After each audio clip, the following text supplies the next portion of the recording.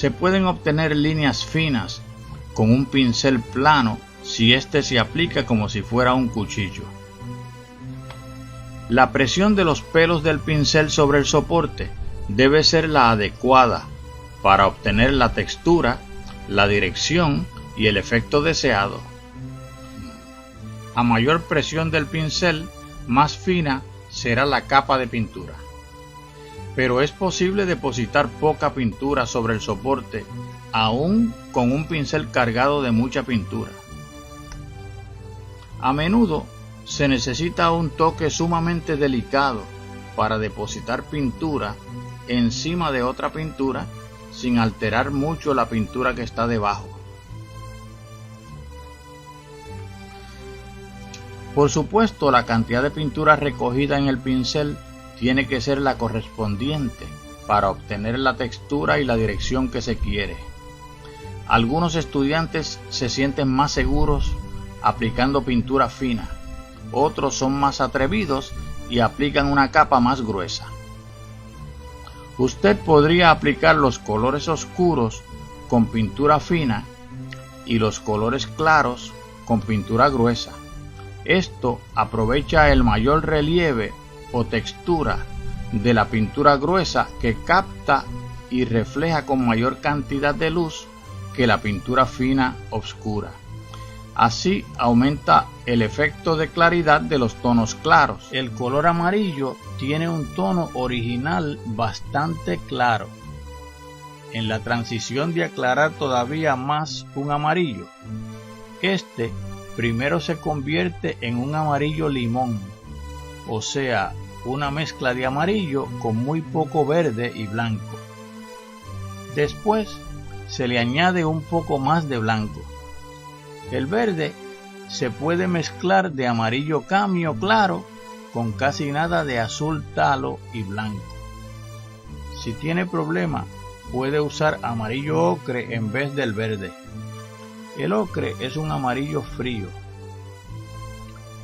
Para oscurecer el amarillo, debe ir primero hacia un naranja de medio tono y luego hacia un rojo violáceo. O sea, mezcle el amarillo camio con un poquito de rojo camio claro y luego con alizarín y sombra de tierra quemada. Se mezcla el color naranja con un poco de rojo y más amarillo camio claro. Podemos aclarar el color naranja con blanco y más amarillo. Añada más rojo y un poquito de alizarín crimson para oscurecer el naranja. El matiz más oscuro puede ser mezclado con menos rojo y más alizarín. Al tono más oscuro se le puede añadir un poquito de sombra de tierra quemada. Cuando el rojo va aclarando, adquiere un matiz anaranjado. Por esta razón, debe añadir un poquito de amarillo camio al rojo camio para irlo aclarando con el blanco. Cuando el color rojo va oscureciendo, este adquiere un matiz rojo violáceo y después un azul violáceo. Para lograr la transición, añada primero un poco de alizarín y después más alizarín con azul ultramarino. Se le puede añadir un poquito de sombra de tierra quemada al tono más oscuro. Es posible oscurecer el rojo con un poquito de su color complementario, o sea, el verde. No le añada mucho, pues agrisaría el rojo. El alizarín crimson es un violeta rojizo. Para obtener un violeta azuloso, debe añadirle un poco de azul ultramarino. Cualquier violeta se puede aclarar con blanco. Cualquier violeta se puede oscurecer con azul ultramarino. También se puede mezclar este azul con un poquito de sombra de tierra quemada para añadirlo al violeta.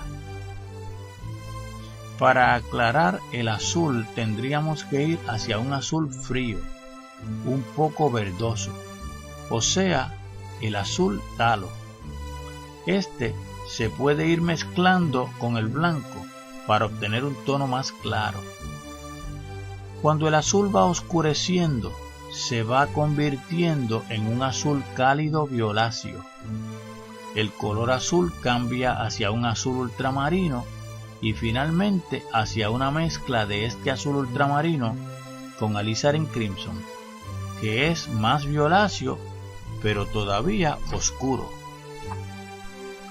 Si mezclamos un verde con una mezcla de amarillo camio claro y azul talo, obtenemos un verde más frío e intenso que si lo mezclamos con amarillo camio claro y azul ultramarino.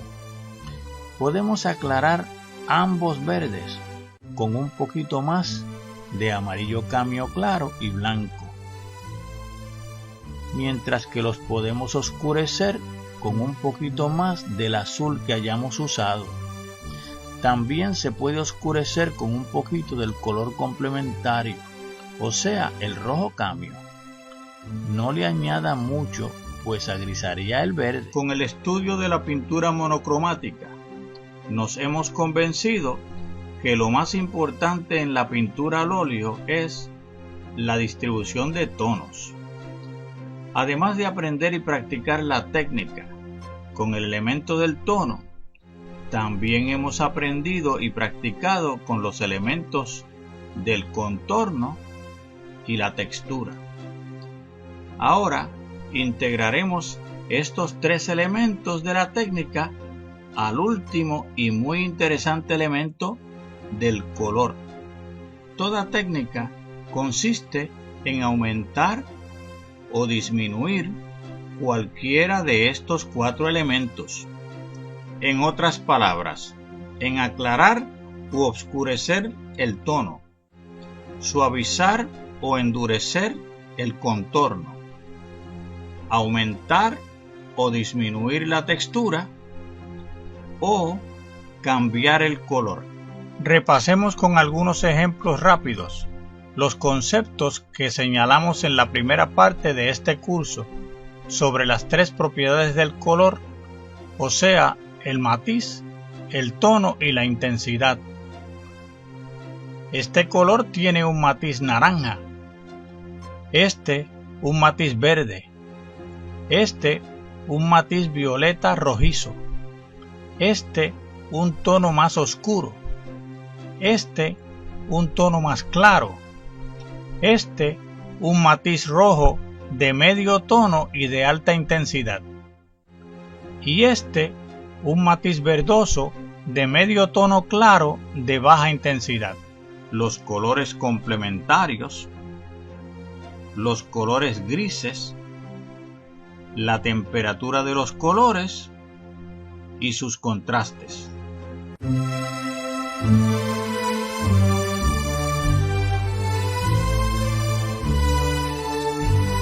Como ya sabemos que lo más importante en la pintura al óleo es la distribución de tonos, entonces, ¿qué más lógico que aprender a aclarar u oscurecer los colores?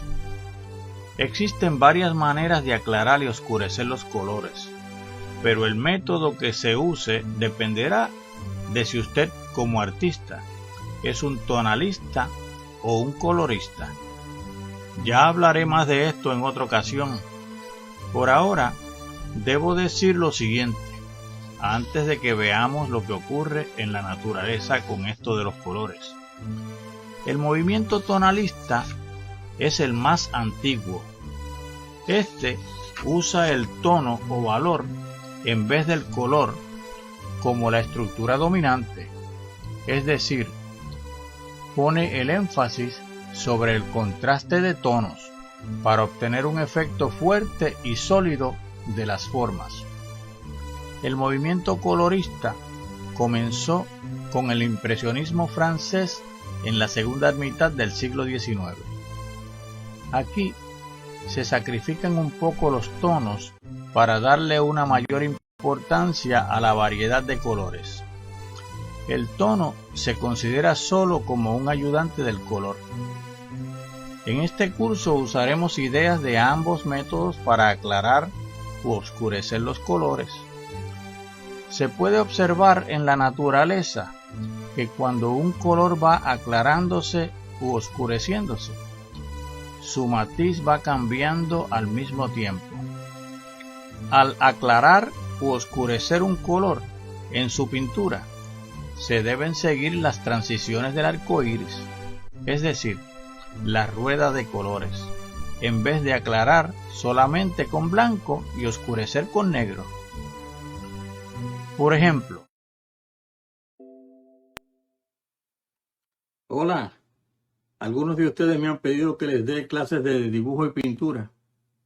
Yo di clases por 28 años en mi estudio en Caguas, Puerto Rico, y ya estoy retirado. Sin embargo, tengo publicado mucha información valiosa sobre los fundamentos, los procedimientos y técnicas que le pueden ayudar mucho en su práctica. Aquellos que les gusta aprender de videos pueden adquirir el curso de 5 videos con título Fundamentos de la pintura al óleo que vende la compañía Udemy. Este curso cubre un gran número de temas, desde muy básicos hasta avanzados, de manera que el estudiante que comienza hasta los que tienen bastante experiencia encontrarán información que los va a retar y a entusiasmar. Y todo explicado y demostrado de manera clara y sin ambigüedades. Pueden tomar una clase completamente gratis, sin compromiso alguno. He incluido los mismos temas en mi libro Fundamentos de la pintura al óleo. Este libro contiene además el tema del dibujo gestual, con el propósito de adquirir cierta soltura en su práctica. El libro está disponible tanto en encuadernación dura como blanda.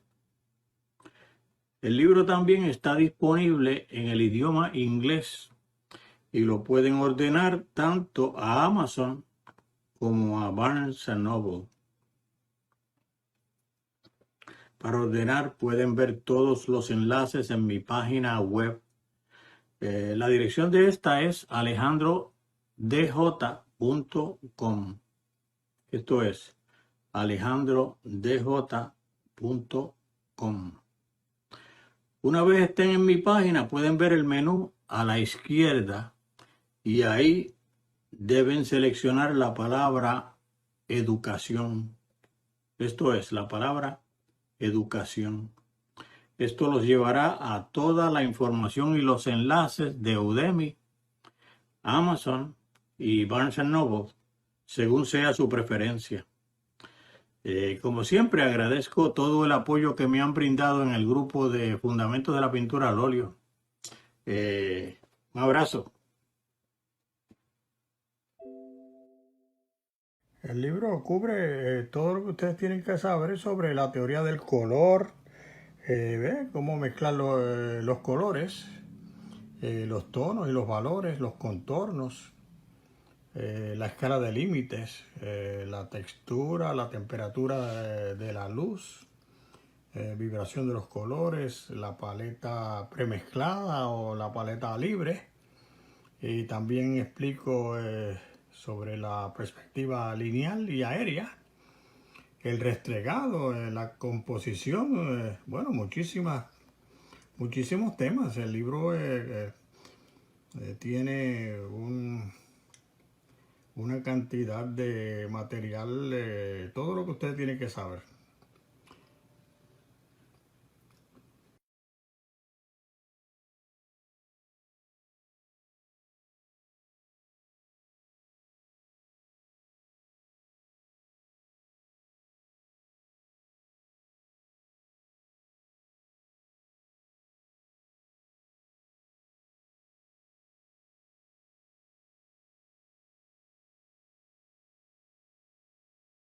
el color de cualquier objeto depende no solo de su color propio, sino del color de la luz que lo ilumina y de los colores reflejados por los objetos vecinos.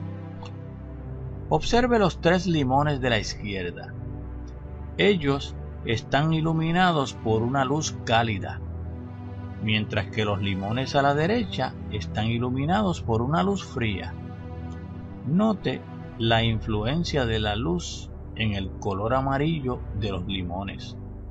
La luz cálida le imparte un matiz anaranjado a los limones, mientras que la luz fría los baña con un matiz azuloso. Sin embargo, en los 2 bodegones existe la armonía de colores que le imparte la luz. Los colores que mezclamos deben corresponder a la temperatura de la luz que está iluminando los objetos. Con esto quiero decir que si la luz es cálida, por ejemplo anaranjada como la luz de bombillas incandescentes o la luz del sol por la tarde, entonces el color propio del objeto es influenciado por este color naranja. Si la luz es fría, por ejemplo azulosa como la luz de las bombillas fluorescentes o la luz del sol por la mañana, entonces el color propio del objeto es influenciado por este color azul. Desde luego que el artista posee licencia para dramatizar, o sea, exagerar y contraponer unos aspectos del color contra otros, siempre y cuando la obra final se vea armoniosa. Muchos artistas gustan de enfatizar el aspecto de la temperatura de la luz sobre los objetos, pintando sus sombras con una mezcla del color propio del objeto con el color complementario de la luz. Entonces, la pintura adquiere un dramatismo cromático. Así, el artista tiende a ser un colorista. En este sentido de libertad, observe estos esquemas muy simplificados, con varias maneras de pintar un cubo con color propio rojo.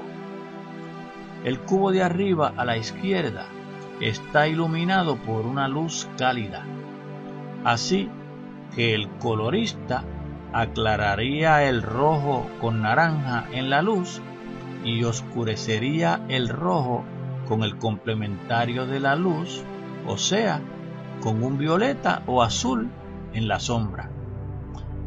El cubo de abajo a la izquierda está iluminado por una luz fría. El colorista aclararía el rojo con violeta o azul en la luz y oscurecería el rojo en la sombra con el complementario de la luz, o sea, con un naranja. Por el contrario, cuando el artista decide pintar las sombras con un color muy parecido al color propio del objeto, pero con un tono más oscuro, entonces el artista tiende a ser un tonalista. Es posible que un tonalista pintaría el cubo como el que se muestra a la derecha, aclarando el rojo con blanco y amarillo en la luz y oscureciendo el rojo con un rojo más oscuro en la sombra, posiblemente con alizarin crimson, aunque este color tiende hacia el violeta rojizo. Observe el fondo verdoso, que es el complementario del cubo rojo. Entre el colorista y el tonalista puro hay muchísimas maneras para resolver el problema de aclarar y oscurecer los colores. Pero el esquema o acorde de colores que usted seleccione siempre debe de ser uno armonioso. Cuando se añade el blanco a una mezcla para usarla en la luz de un objeto, debe estar consciente que el blanco agrisa los colores y le va quitando la vida. Casi nunca use el blanco puro. Mézclelo con algún color, pues se ve muerto por sí solo. Para la mezcla de un brillo con tono muy claro, mezcle el blanco con un poquito, casi nada, del color complementario a la superficie sobre la cual va a poner el brillo. Las sombras deben verse cromáticas, o sea que se vea algún color en ellas, nunca grisáceas. Hay 3 maneras de matar la vida de un color en las sombras. Número 1. Mezclando colores complementarios en cantidades que se neutralicen uno al otro. Cuando se mezclan complementarios, uno de ellos debe prevalecer, a menos que usted quiera terminar con algún gris. Número 2. Añadiendo blanco en el color de las sombras. Y número 3. Añadiendo negro. El negro tiende a matar la vida de los colores y solo debe usarse como color propio, y aún en ese caso, nunca solo. Se pueden mezclar colores negros con sombra de tierra quemada y azul ultramarino o azul talo en diferentes proporciones para obtener negros fríos o negros cálidos. Estas guías son observaciones generales. No debemos pintar ningún objeto de manera aislada a todo lo que le rodea. Siempre tenemos que considerar la influencia del color de la luz y los colores reflejados de los objetos cercanos al color propio del objeto que estamos pintando. Cada objeto que usted observe está sometido a unas circunstancias cromáticas únicas de ese momento. Toda la teoría del color no puede sustituir su observación personal.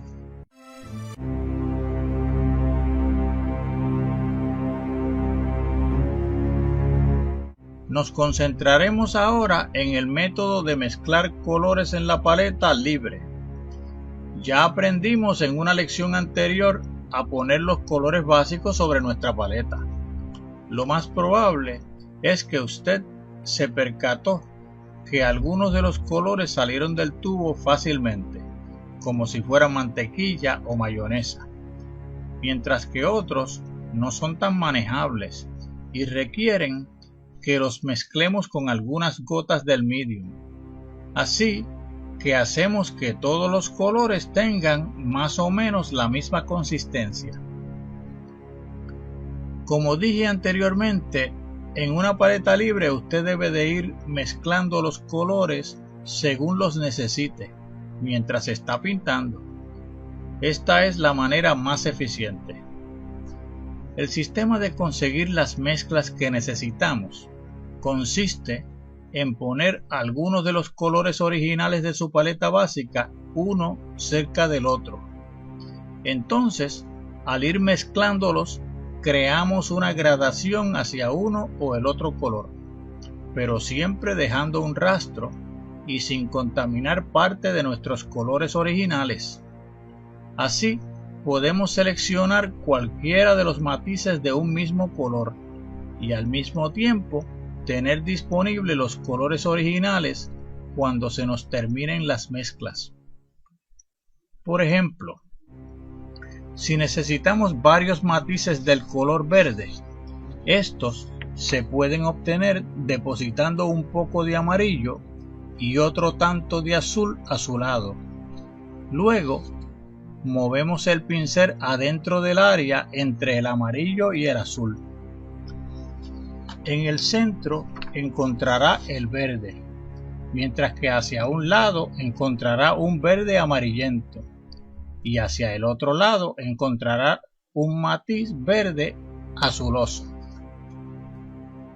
Si decide cambiarle el tono a cualquiera de estos matices, puede depositar un blanco debajo de estos matices verdes y luego mover el pincel hacia este blanco para aclarar el matiz o poner un sombra de tierra quemada en la parte de arriba y mover el pincel hacia ese color oscuro. Cubrir Un espacio con un solo color que no tenga ninguna variación de tono, matiz o intensidad resulta aburrido y poco estético. Es más interesante y divertido utilizar diferentes matices sobre la misma superficie.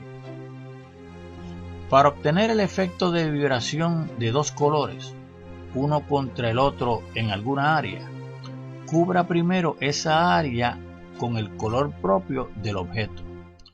Después, mezcle cualquier otro color del mismo tono y aplíquelo en puntos, líneas o de manera accidentada, con poca presión del pincel mientras está húmedo el primer color, para no perturbar mucho el color que está debajo.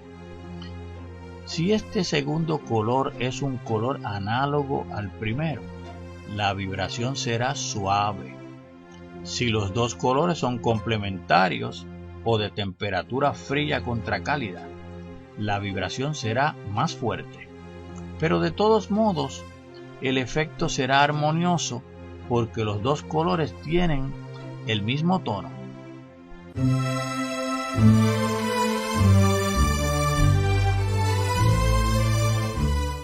Aunque la manera de organizar las mezclas de colores en su paleta es algo personal, su esencia debe ser la misma.